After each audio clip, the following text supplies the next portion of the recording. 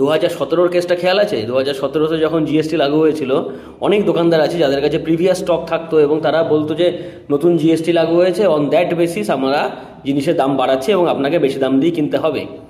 এবারও কিন্তু এই যে জিএসটি যখন অ্যামেন্ডমেন্ট হচ্ছে এই 22শে সেপ্টেম্বর 2025 থেকে, আজকে 19 তারিখ, 22শে সেপ্টেম্বর মানে আজ দু তিন দিন পরেই 22শে সেপ্টেম্বর 2025 থেকে জিএসটিটা কমে যাচ্ছে অনেকগুলো প্রোডাক্টের মধ্যে।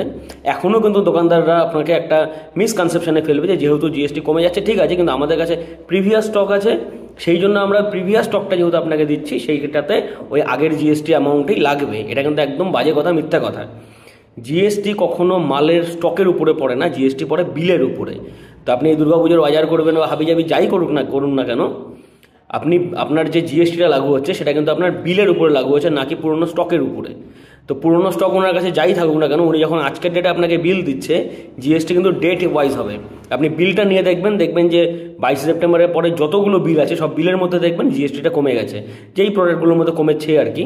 তো সেই জিনিসগুলো আপনারা খেয়াল রাখবেন। এবং দোকানদার যদি কখনো এটা বলে যে আমার কাছে পুরনো স্টক আছে সেই জন্য ওই প্রিভিয়াস জিএসটি অ্যামাউন্টেই দিতে হবে, আপনাকে প্রিভিয়াস ট্যাক্সেবল অ্যামাউন্টেই আপনাকে দিতে হবে, এবং দোকানদার যদি আপনার থেকে নেয়ও সেই ক্ষেত্রে কিন্তু আপনি কনজিউমার হেল্পলাইনে ফোন করে কনজিউমার কাছে কেসও করতে পারেন।